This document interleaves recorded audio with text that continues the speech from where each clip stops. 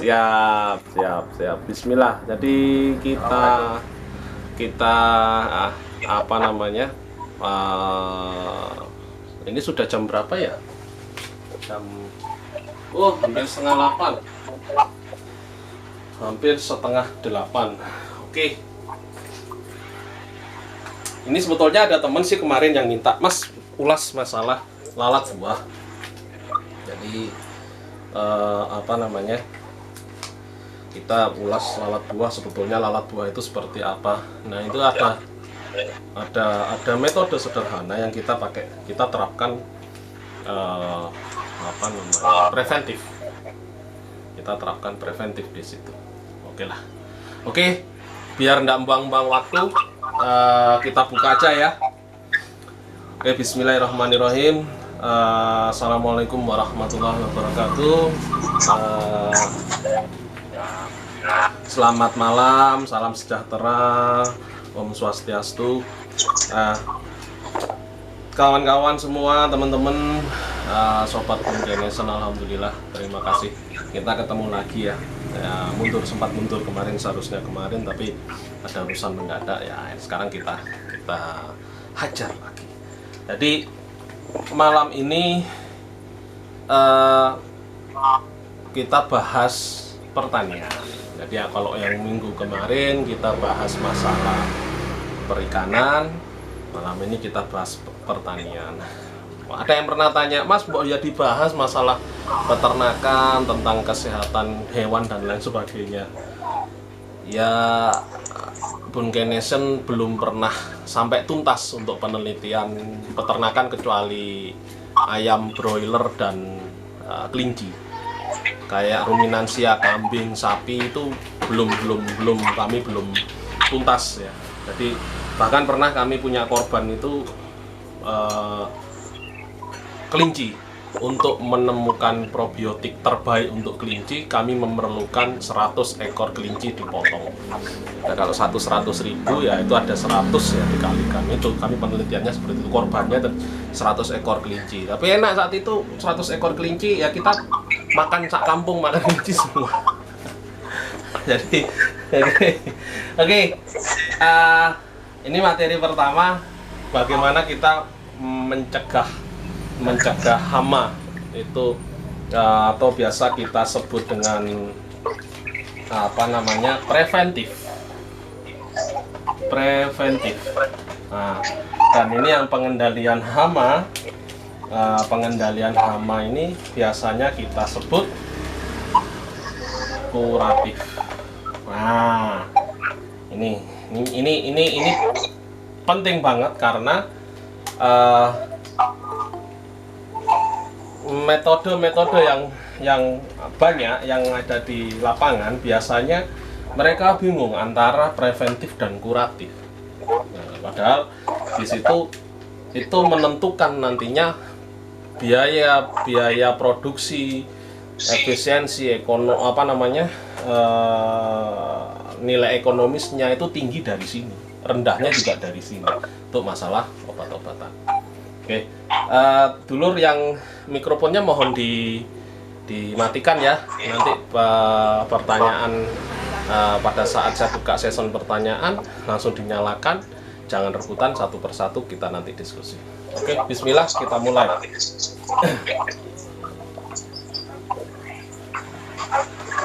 Matikan mikrofonnya, Bro, Mas. Oke. Jadi kita masuk ke materi pertama.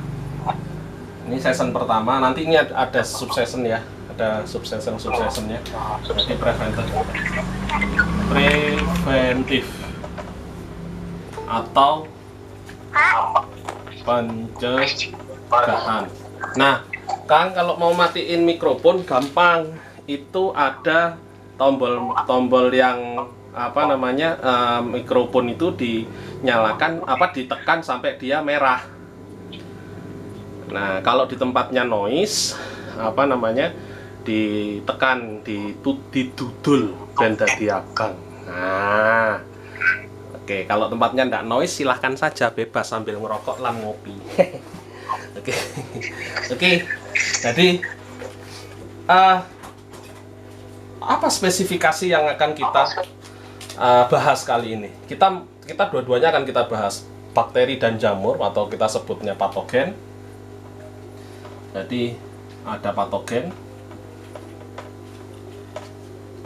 ini bakteri dan jamur ya. Bakteri dan jamur merugikan. Terus yang kedua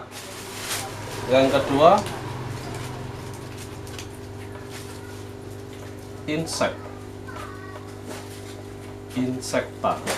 Jadi yang dia menyerang dari atas dan dia yang menyerang di bawah ya. Ini golongan insekta, ini golongannya ya termasuk lalat buah, termasuk ulat, termasuk serangga lainnya. Oke, kita bahas dulu di patogen. Jadi preventif pencegahan pada patogen.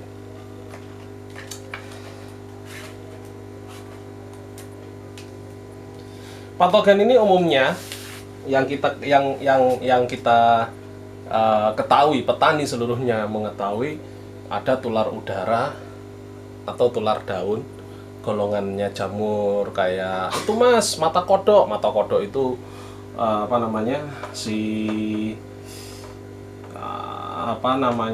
kodoknya apa ya, Cercospora. Kadangkala itu antara yang di dalam kepala sama yang mau diucapkan ini gak sinkron mas.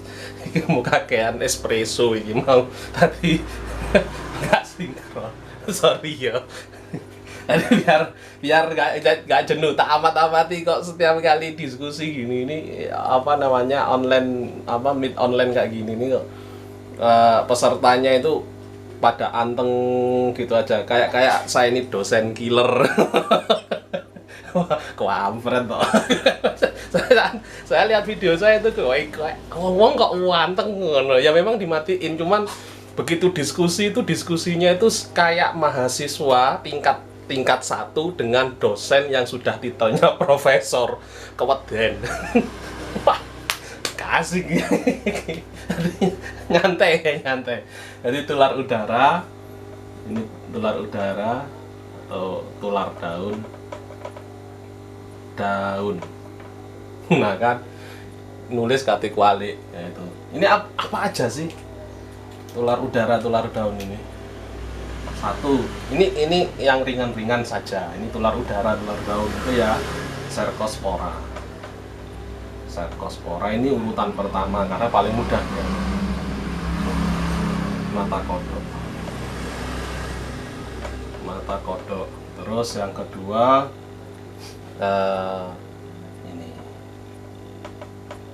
Phytophthora. Wah, iki mesti fasih iki wong. Yang ketiga yang tidak kalah pentingnya, Puccinales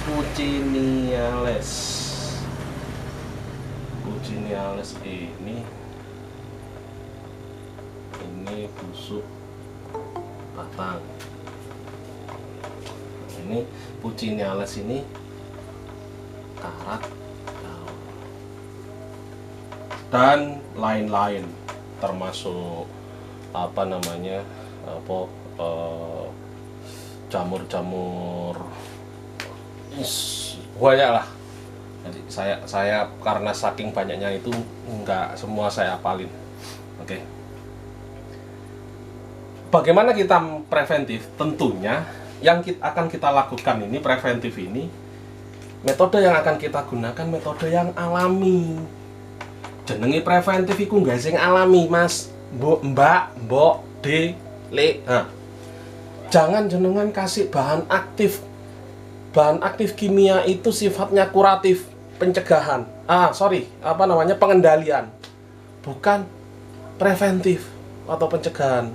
Nah sekarang kalau misalnya ndak ada hamanya, mas ini aku pencegahan pakai bahan aktif Simoxanil. Lah jamure apa ya? Nggak ada. Ya sama halnya kita melemparkan granat, kita melemparkan bom ke lapangan terbuka yang nggak ada apa-apa. Iki bom loh ya, duduk mercon, tapi akhirnya dikeplok arek cilik, hore.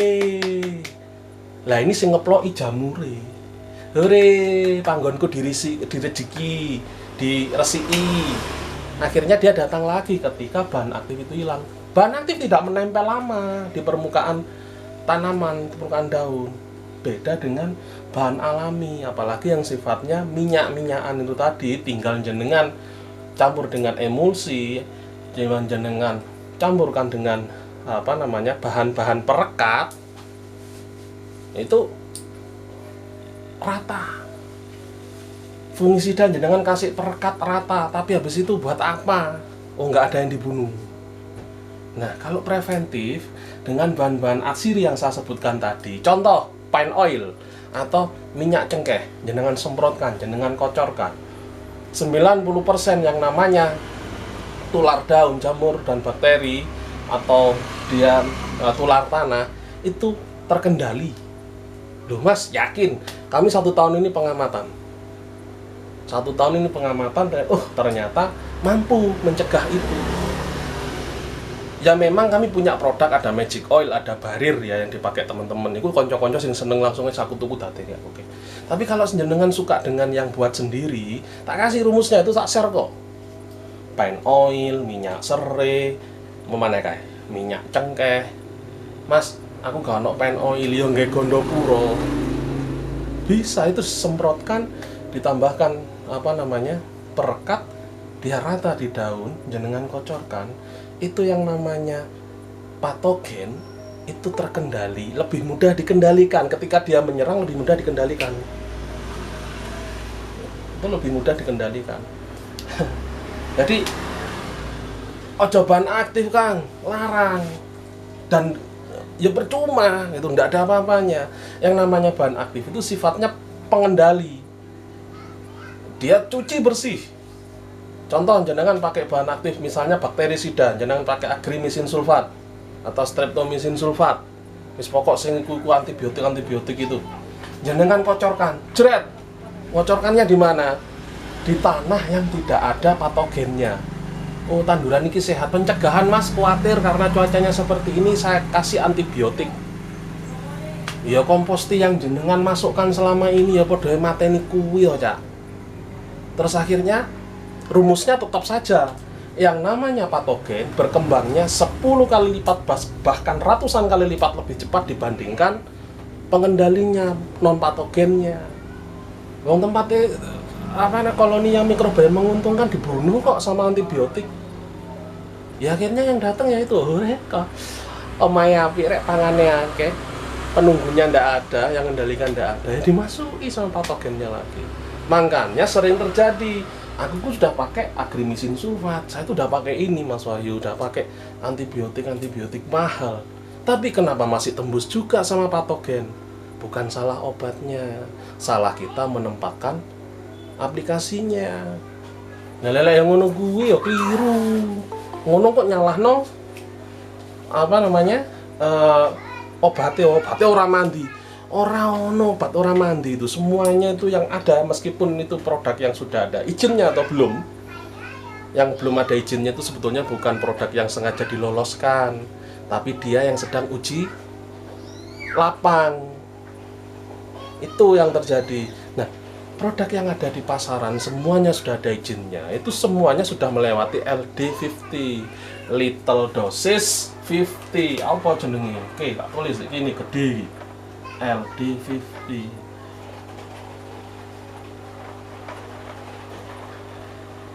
Lethal dosis. Lek tulisannya keliru, aku coba diseneni yo. Dos. Biasanya nombak duwi langsung ngewakak ya. Dosis 50. Artinya bahan-bahan kimia, bahan-bahan produk-produk pestisida itu targetnya kematian itu hanya 50%, bro, tidak 100%. Golek walang 100 biji, semprot sipermetrin, jeret. Mati berapa? 50. dalam waktu sekian detik, sekian menit. Itu ujinya. Sudah masuk, oke, ini turunkan dosisnya.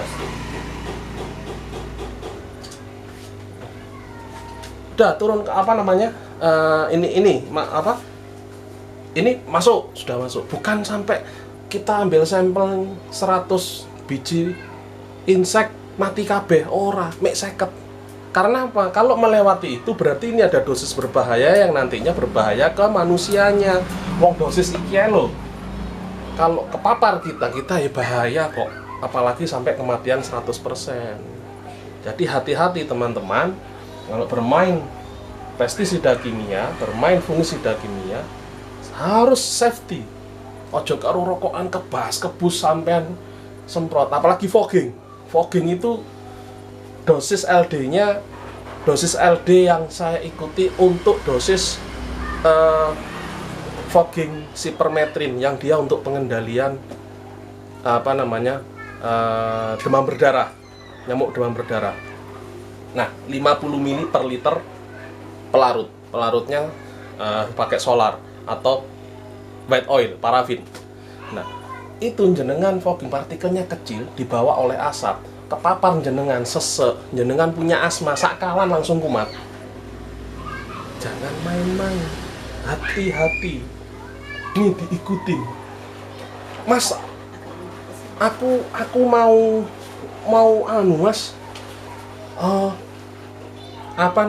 pencegahan supaya irit dosisnya tak turunkan. Betul apa salah? Salah. Jenengan sama aja mengimunisasi hama. Insek jenengan imunisasi kalau seperti itu. Sama aja Cercospora, jenengan dosis di situ.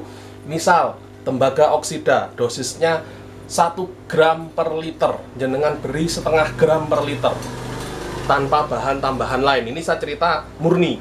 Nah, kalau itu diaplikasikan, dia nggak kena spora semua. Saya yakin 100% nggak akan rata.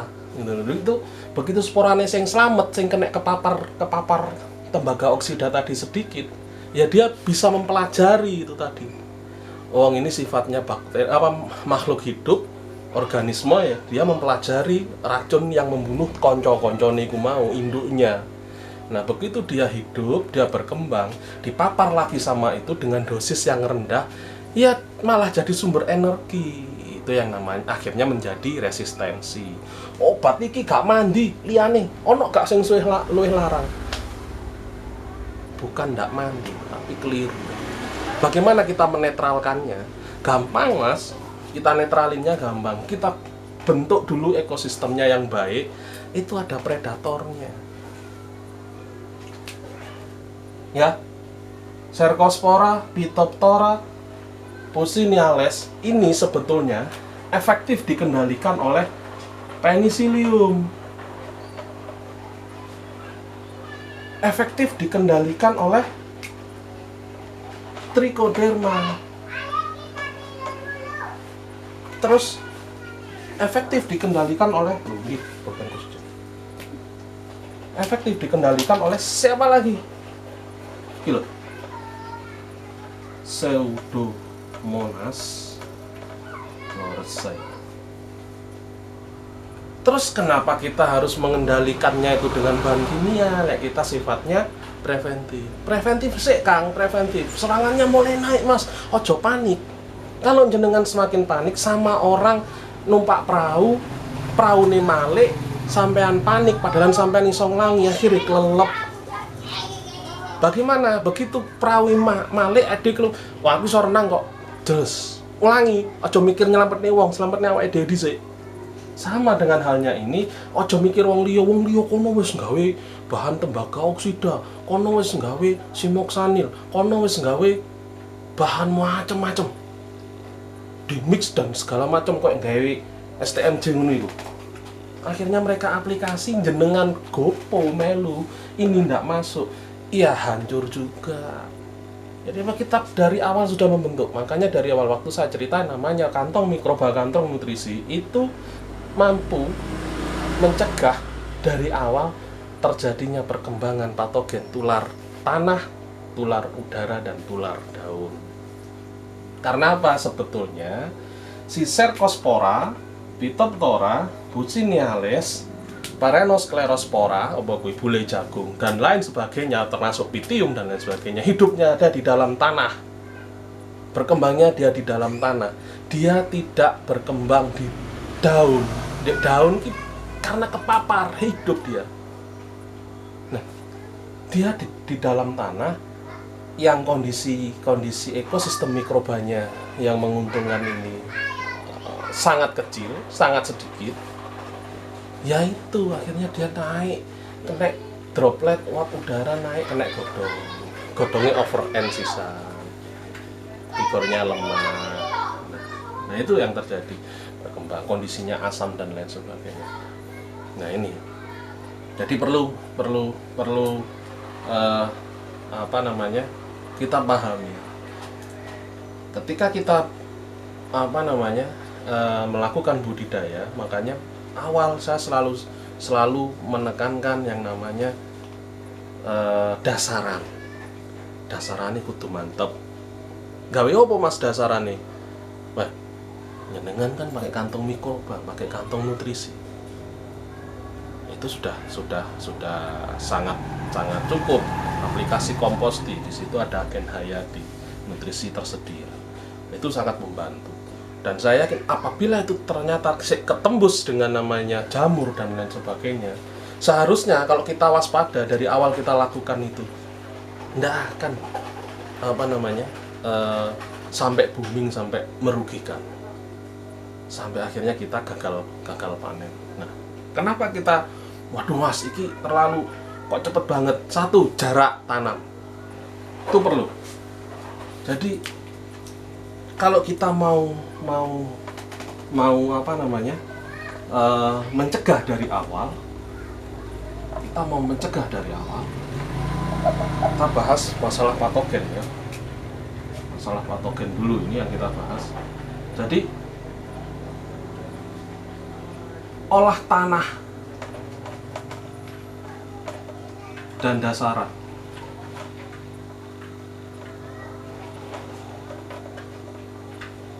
Olah tanah dasaran ini masuk yang namanya ini masuk yang namanya biochar, seperti kemarin lah kantong mikroba itulah.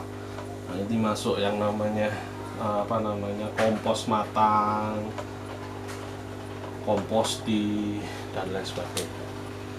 Nah, dengan seperti itu terbentuk ekosistem mikro yang sempurna di dalam tanah. Nah, selanjutnya bagaimana kita untuk menekan untuk kegiatan preventif dan yang tujuannya untuk menekan supaya tidak patogen itu nggak naik gitu. Aplikasi komposting bukan hanya pada lubang tanam, spray di paritnya itu juga.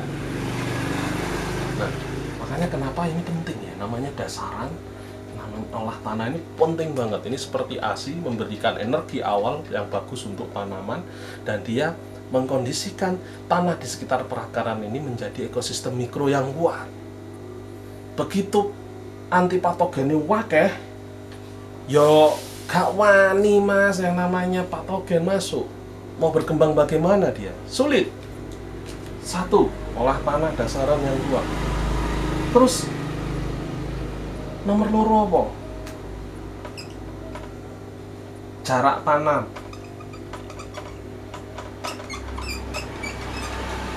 Kenapa sih saya mesti menekankan jarak tanam yang lebih lebar dibandingkan dengan jarak tanam yang menggunakan metode konvensional?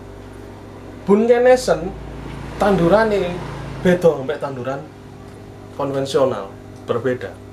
Saya pede sekarang ngomong kayak gini, dulunya nggak pede saya. Kenapa? Karena tanaman-tanaman dengan metode bunkenesen ternyata dia tumbuh optimal. Ini bukan berubah gennya ya, enggak. Karena saya tidak memasukkan seperti sangkaannya orang, "Oh, itu ono hormonnya GA3." Lho yo anjene ono bakteri itu sintesanya salah satunya hormon kok saat perangsang tumbuh. Auksin, giberelin, sitokinin dan lain sebagainya itu memang hasil sintesanya mikroba. Bukan saya sengaja memasukkan ZPT ke dalam rumus dasar mikroba bungkai, dekomposer bungkai. Lah gaya apa larang kok. Wong dia sudah buat, lah ngapain kita masukkan lagi. Jadi kalau ada yang menyangka oh iku ono ZPT ini, betul, tapi bukan sintetik. Itu murni sintesa dari mikroba. Kalau dia bisa membuktikan itu sintetik, aku seneng aku malah, gak apa-apa telitian. Nah, terus ini pakai pupuk kimia ini. Lah yang pupuk kimia itu makanannya mikroba kok. Nah, masa mau dimakan ini gula, ini jadi ini kok si metu ragi ambek lakto, terus ndak imbang akhirnya. Jadi kenapa tanaman Bungenesen yang menggunakan metode Bungenesen itu dia mampu tumbuh seolah-olah luweh apik, seolah-olah itu sifatnya berubah jadi bongsor, jadi full, rendemennya apik, luweh legi, luweh tahan hama, daya tahannya lebih lama. Kenapa? Kok bisa karena keseimbangan nutrisi, bro. Mikroba yang bekerja menambat N, dia menambat N. Mikroba yang bekerja dia mengurai fosfat dan menyediakan K, dan dia bekerja sesuai job desk dewe-dewe, semuanya bekerja. Wah, nggak mungkin mas itu seperti itu. Nggak mungkin jawaban secara ilmiah, buktikan dengan mikroskop. Itu fair. Nah, kembali ke jarak tanam. Karena nutrisi yang ada di dalam komposti, di kantong mikroba yang kita sediakan tadi itu sudah banyak tersedia terus, jarak tanamnya otomatis kudu luwih obo. Karena tanduran ini kita nggak akan tahu kapan dia makan, kapan dia minum, kapan dia bermetabolis.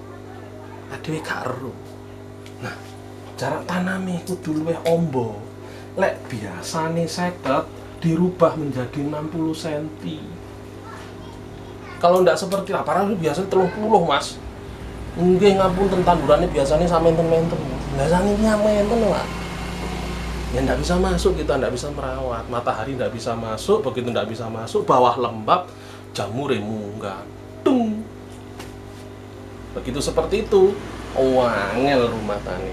Sudah, nah, makanya kita perlu jarak tanam yang lebih lebar. Terus arah angin itu juga perlu kita tentukan. Jangan sekali-kali menghadang angin. Jenengan ngadang angin, iya, kalau contoh ya, angin dari sini, ini jenengan hadang. Ini model gulutannya seperti ini. Jadi angin ke sini. Iki entek. Terus akhirnya nular ke sini. Tek. Habis. Zowis. Satu kena jamur rata. Kudune piye? Ini anginnya ke sini, jangan buat. Nah, kayak seperti ini, Kang, Mas, Mbak, Dili. Ini sirkulasinya loss seperti ini. Kena jamur, iya tetap kena jamur, tapi lebih mudah kita mengendalikannya. Kalau misalnya kita mau fogging kalau seperti ini, cukup kita berdiri di sini. Jos sini. Wes roto wes. Nah, paham nggih? Jadi kalau di sini nggak sampai zong, sudah terkendali. Kalau seperti ini jeneng mau walking, kalau arep walking ndek endi urusan? Ya ndek kene, kok muter rene, kok balik maneh rene, kok rene. Ayo, ora mari-mari sampeyan. Nah, itu sebetulnya ndak repot, sebetulnya sih ndak rumit, cuman kita aja yang memperumit itu kita sendiri. Jadi ini bisa sebagai salah satu anjuran. Jadi kita bertani itu yang sebisa mungkin itu sejangkauan kita. kalau jangkauan kita 1 hektar ya 1 hektar, kalau jangkauan kita cuma 1000 meter ya 1000 meter. Dengan seperti itu tanaman kita optimal, kualitasnya naik, kuantitasnya naik, itu lebih bagus daripada kita nandur kemampuan EDW 1000 meter tapi kita nanam 1 hektar 10 kali lipatnya, akhirnya nggak ketangani. Aku tahu soalnya kemampuanku 3 hektar, aku nandur 8 hektar, keteteran pak.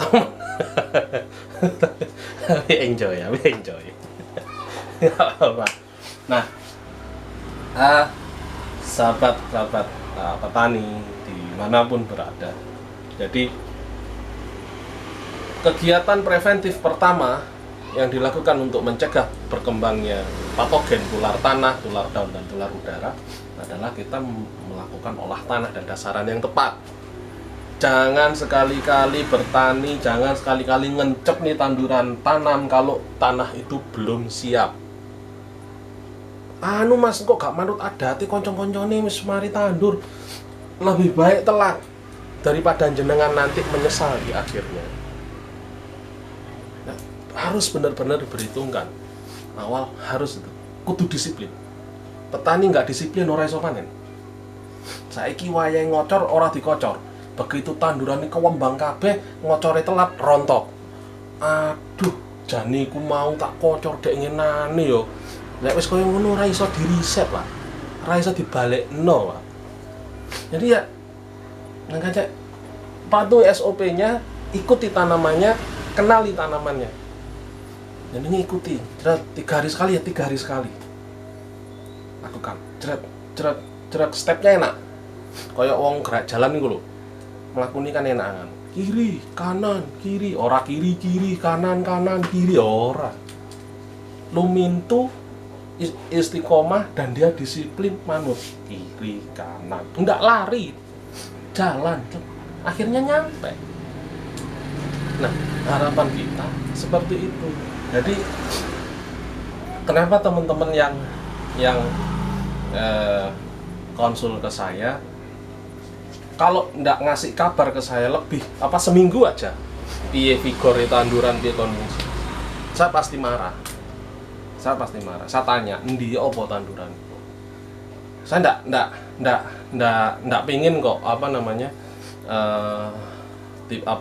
ada kendala saya diem gitu, ndak pingin. Wis wis kok jarno tanduran ndak. Karena itu ada nilai moral di situ. Di situ ada nilai moral dan di situ ada tantangan bagi saya. Piye carane petani yang dulunya kesulitan sekarang menjadi mudah, menjadi akeh syukure timbang akeh sambate. Jadi alhamdulillah mas, woi iku lega. Nanti nikmatnya Allah akan turun lebih banyak lagi dibandingkan dengan ujian-ujian yang di luar batas kita.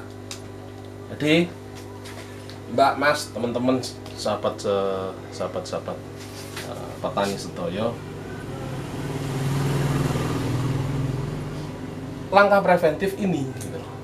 Olah tanah dan dasaran. Yang kedua jarak tanam. Dan satu lagi yang terakhir, yang ketiga, aplikasi Citirutin.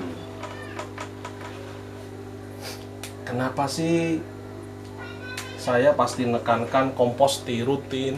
3 hari sekali kah, seminggu sekali kah? Kenapa? Bahkan ada yang tiap hari edan kok, jika aplikasi komposti itu buwon dino di aplikasi.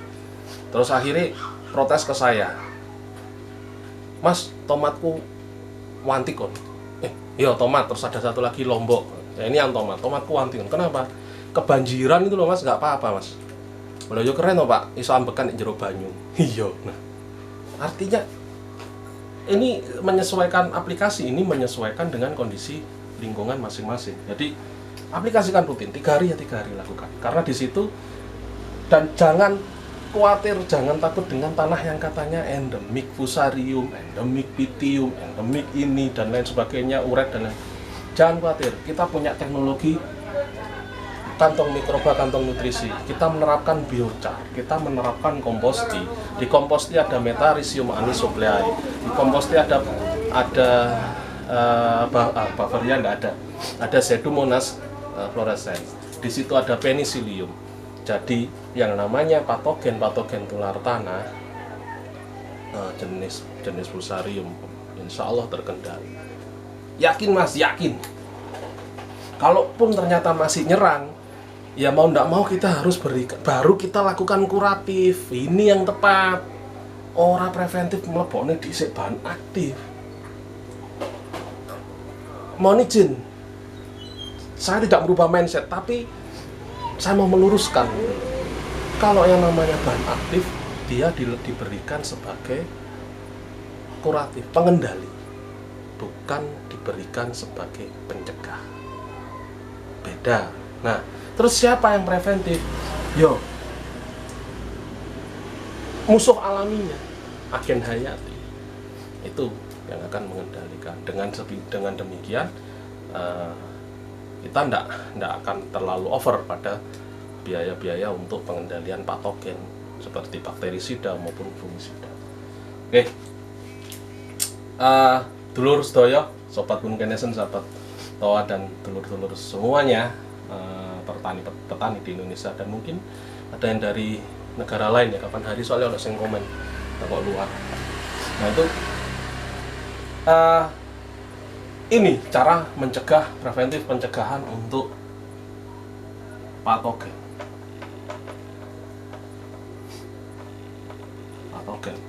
Seperti ini. Olah tanah dan dasaran yang kuat, jarak tanam tanaman yang lebih lebar, karena tanduranmu bongsor Pak.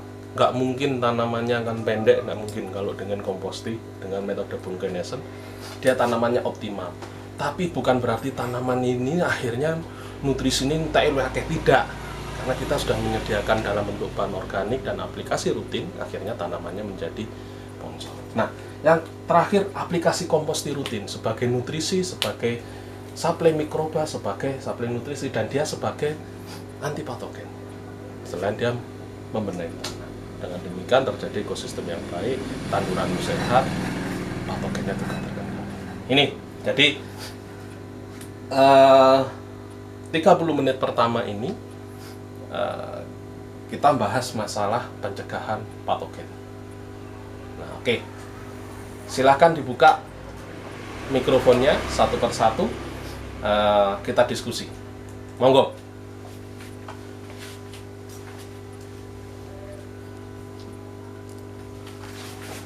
Monggo, silakan. Selamat malam. Siap. Izin bertanya Pak De. Monggo, beli. Nah, gini saya kan lagi belajar setup kebun kayak kebun permakultur gitu lah. Oke, permakultur. Ya, di sana kita pengen belajar sama tim tanam pisang misalnya ya. Pisang dari bonggol atau dari mata tunas itu kan dipecah gitu. Nah biasanya kalau saya lihat metode-metode yang sering di-share itu kan direndam dulu dengan larutan kayak bakterisida ataupun fungisida yang gitulah. Nah kalau metode kita pencegahan di benihnya itu, di bibitnya itu seperti apa ya Pak De ya? Biar ya kan di sana direndam ya, biasanya direndam pakai bakterisida gitu. Nah kalau kita di sini bagaimana metodenya? Ya demikian pertanyaan. Oke. Yang lain teman-teman, monggo. Silakan teman-teman yang lain yang mau ditanyakan. Jadi saya kan sopo iki? Gorontalo. Oh siap. Ini ada teman ini tanam cabai terus kena ini porong pateh. Ya, antraknos. Aksinya. Ya. Antraknos, oke. Terus bagaimana cara mengendalikannya atau bisa sembuh lagi lah gitu istilahnya. Ada saran-saran dari teman-temannya pakai kimia tapi belum bisa mengatasi. Gitu Pak De. Oke. Siap. Ini untuk pencegahan antraknos.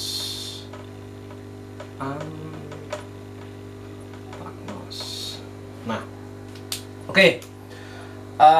Beli Dewa, untuk perendaman pisang biasanya sih kalau yang dilakukan ya, jadi teman-teman di apa namanya, ada teman-teman petani pisang di Tirtoyudo, Ampel Gading, Malang Timur, itu mereka menggunakan metode perendaman dengan agen hayati ya. Ini kita pakai komposti. Kita pakai komposti, dosisnya 1:10. Jadi kalau di bak itu isinya 10 liter ya kasih 1 liter aja. Nah, perendamannya berapa lama? Itu mereka melakukan perendaman ini 1 jam. Hanya 1 jam saja. Nah, ini yang dilakukan seperti itu. Nah, tapi kalau ini saya memang dapat informasi sejak 5 tahun yang lalu, Bali ini serangan fusariumnya untuk ke pisang ini luar biasa ganas, sampai tanam pisang di Tegal di apa itu mesti kena fusarium. Betul. Wah, batu. Nah, itu sampai ada tantangan, tapi tantangan ini belum diwujudkan. Sebetulnya baru tahun ini tantangannya. Ayo nandur gedang tanam pisang di Bali, di Tabanan sama di Negara. Nah, itu ada teman di sana itu. Gedang opo ini tanam ini untuk sembahyang dulu beli. Enggak tahu pisang apa itu. Nah, itu kenapa? Ya tanam pisang aja kan gampang toh. Enggak, sampai harus pelajari tanahnya karena di sini orang enggak ada yang berhasil. Jadi pisangnya akhirnya banyak yang dari Jawa untuk walah. Nah, kalau yang saya sarankan beli komposti, tetap kita masukkan deh. Komposti untuk perendaman, cuman ada tambahan di sini. Jadi ini 1. Yang kedua apa? Kita masukkan abu dapur beli.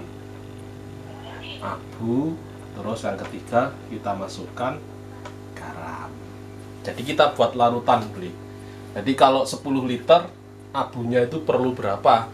Abunya perlu 500 gram abu, dan ini 100 gram garam krosok atau garam boleh, atau kalau ada air laut malah bagus beli.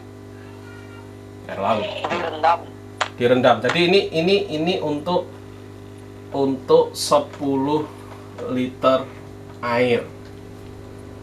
Jadi bukan 500 gram per liter, tapi untuk 10 liter air. 10 liter air. Nah, jadi kan 10 liter dimasukkan komposti. Masukkan komposti 1 liter. Nah, setelah ini dimasukkan, dilarutkan, dicampur. Kuncinya garam harus larut sempurna, beli. Ya. Garam larut sempurna. Setelah larut sempurna, beli masukkan aerator. Di aerator, beli. Di aerator. Nah, masukkan semua bahan, terus bibit pisangnya masukkan, direndam 1 jam aja. 1 jam saja. Setelahnya ditiriskan di tempat yang lembab ya beli ya. Tempat yang lembab terus nanti nyiraminya jangan dengan air biasa, tapi air yang ada kompostinya, karena kita waspada terhadap kontaminasi. Jadi semua harus ada agen hayatinya masuknya, disiram air atau apa harus ada. Nah, ini lakukan seperti itu 1 jam. 1 jam ambil, tiriskan. 1 jam ambil, tiriskan. Nah, kuncinya ada di sini. Kenapa sih abu? Abu pH. Kita mainnya pH. Dari awal kita bentuk pH ini netral. Dari awal kita bentuk pH netral, terus garam. Garam ini mineral. Nah, mineral ini yang mampu sebetulnya seketika melisis adanya atau membunuh, memecah spora-sporanya sisa fusarium yang ada di akar atau di sisa tanah dari pisang itu tadi beli. Kalau ada. Nah, kita lakukan aerasi membantu proses percepatan si komposti, percepatan akarnya, percepatan nutrisinya.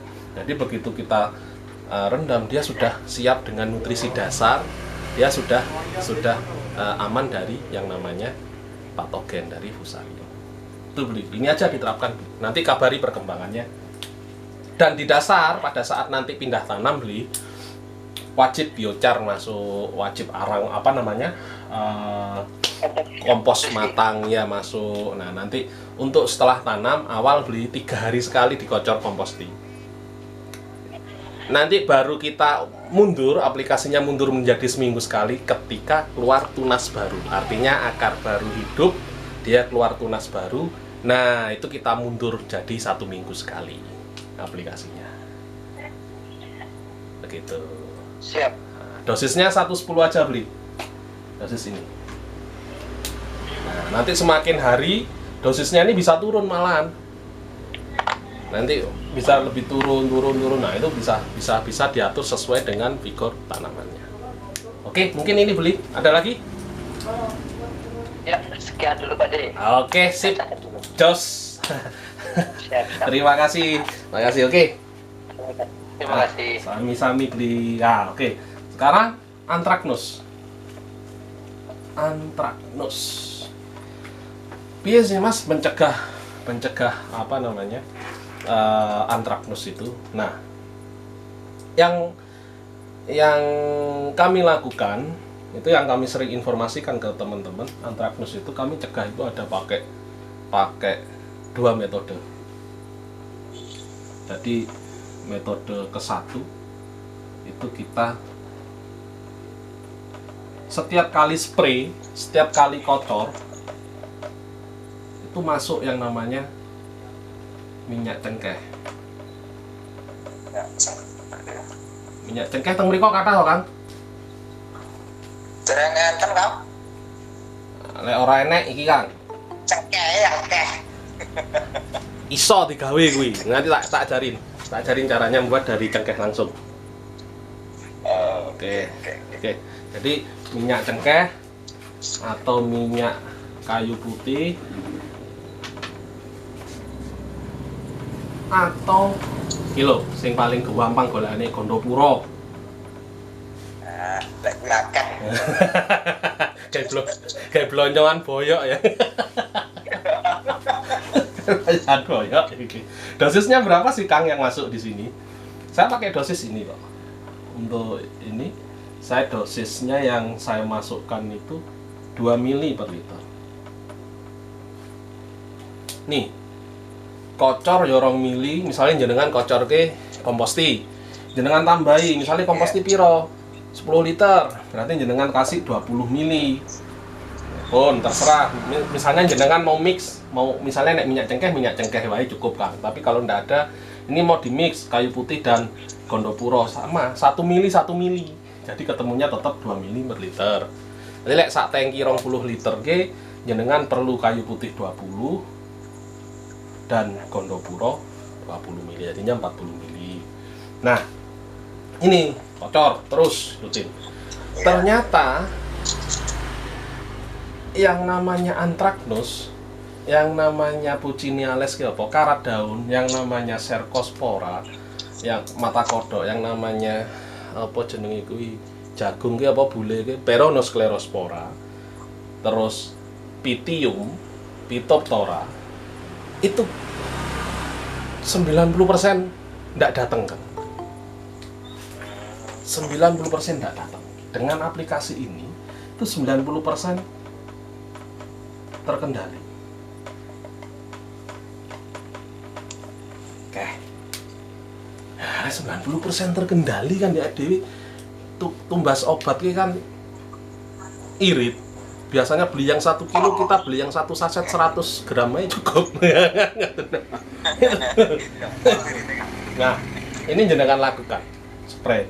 Mas, aku harap spray misalnya apa kayak betasilflutrin, obat ular. Masukin nih kayu putih reboknya Kang. Yes. Tapi hati-hati ya, jangan kena mata power Kang. Sumpah gak goro aku tahu kok. Puas kena angin ngene ya Allah power kok. Nah, tapi lek kena tangan kenaan iki enak anget-anget ya. Nah, terus ini aplikasinya tambahkan perkat. perekat PPC itu, perekat pestisida, perekat itu kan. Nah, ini tambahkan ini pada saat aplikasi spray. Jadi nggak usah pakai penembus, perekat saja udah cukup. Sebetulnya racun kontak yang ada di lapangan itu diciptakan, dia ini diformulasikan untuk menjadi racun kontak yang kena selesai. Jadi ketika sayur itu kita cuci, racun ini ora enek nih, ndak meracuni buahnya, tidak masuk ke dalam jaringan tanaman. Tapi ketika kita memberikan yang namanya penembus pestisida, adjuvan, ya, yang namanya perekat itu dia base-nya surfaktan. Nah, kalau penembus itu base-nya adjuvan. Nah, adjuvan ini kayak metil etil akrilat, terus etil heksanol, itu bahan-bahan mahal memang, dan harganya memang mahal. Dia memang menembus. Ada PDMS, polidimetil silosen. Nah, itu bahan apa sih kuy? Itu bahan yang untuk kosmetik. Jadi pemutih-pemutih kalau kan.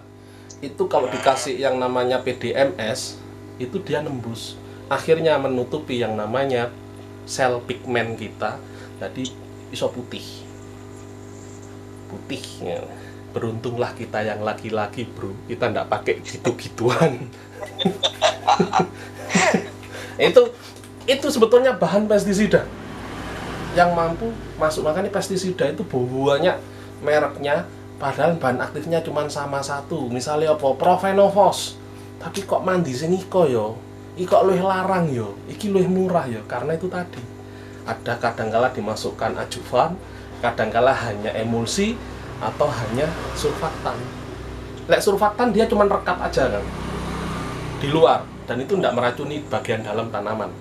Nah, yang adjuvan ini tadi yang menembus ke dalam, ini yang akhirnya masuk ke dalam tanaman. Tandurannya mulus, tapi di situ ada pestisidanya,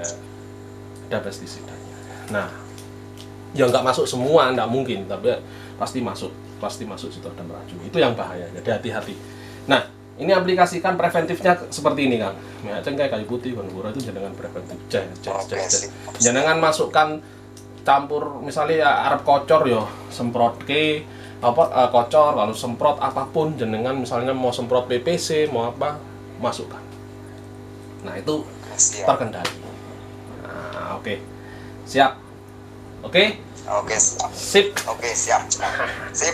Alhamdulillah. Jawab sami-sami Kang. Nah, oke, dulur sedaya, sahabat toa, sobat pun genesen. Jadi alhamdulillah satu season nih kita selesai. Jadi kita masuk ke season kedua. Bagaimana kita mau pencegahan insek. Nah, ini yang preventif ya, preventif. Nah, ini nanti kita fokus ke lalat buah. Kok wangel men. Nah, oke, jadi teman-teman sambil kita nyantai dulu, sambil ini saya mohon izin tak ganti baterai dulu ya, tak ganti baterai yang kameranya ini supaya nanti lancar di YouTube-nya. Monggo, matur nuwun.